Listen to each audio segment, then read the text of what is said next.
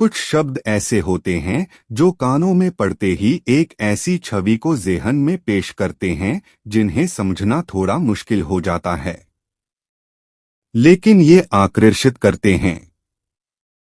अघोर या अघोरी शब्द के साथ भी ऐसा ही है। अघोरी शब्द का संस्कृत में अर्थ उजाले की ओर बताया गया है, वहीं अघोर का मतलब अप्लस घोर यानी जो कि घोर नहीं हो और सरल हो, हालांकि इनका स्वरूप वास्तव में डरावना होता है। लेकिन अध्यात्म की भाषा में अघोर बनने की पहली क्रिया मन से घृणा को निकालना होता है।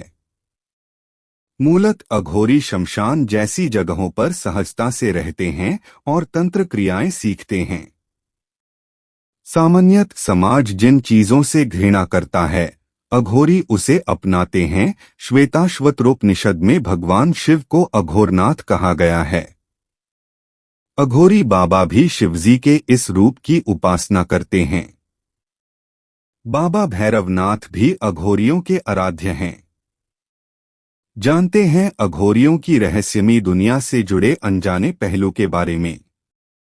कौन है अघोरी, ये क्या खाते हैं, इनका जीवन कैसा है और वो बातों जो अघोरियों को अन्य साधकों से अलग बनाती है। भगवान शिव को अघोर पंथ का प्रणेता माना गया है।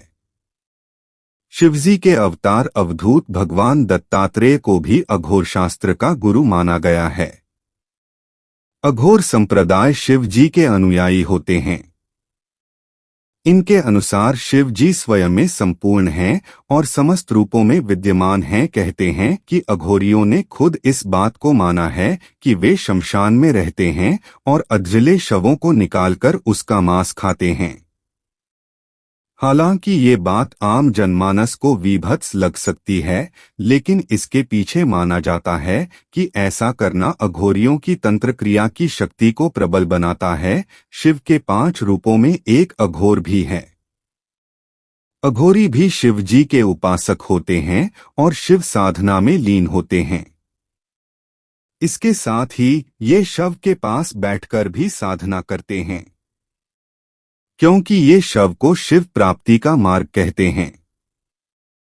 ये अपनी साधना में शव के मांस और मदिरा का भोग लगाते हैं।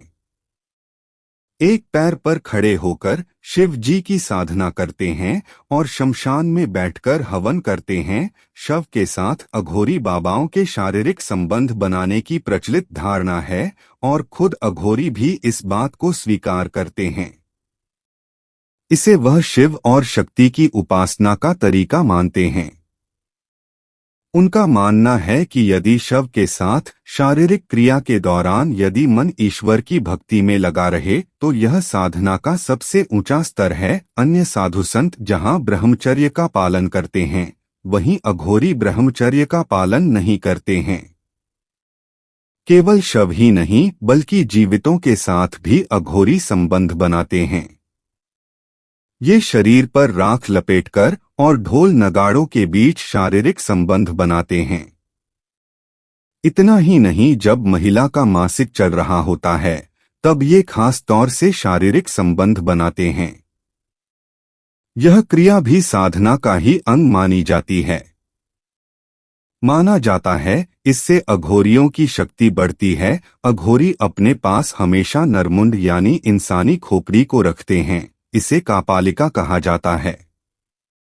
शिव के अनुयायी होने के कारण अघोरी नरमुंड रखते हैं और इसका प्रयोग वे अपने भोजन पात्र के रूप में करते हैं। इसके पीछे यह मान्यता है कि एक बार शिवजी ने ब्रह्मा जी का सिर काट दिया था और उनके सिर को लेकर पूरे ब्रह्मांड के चक्कर लगाए थे।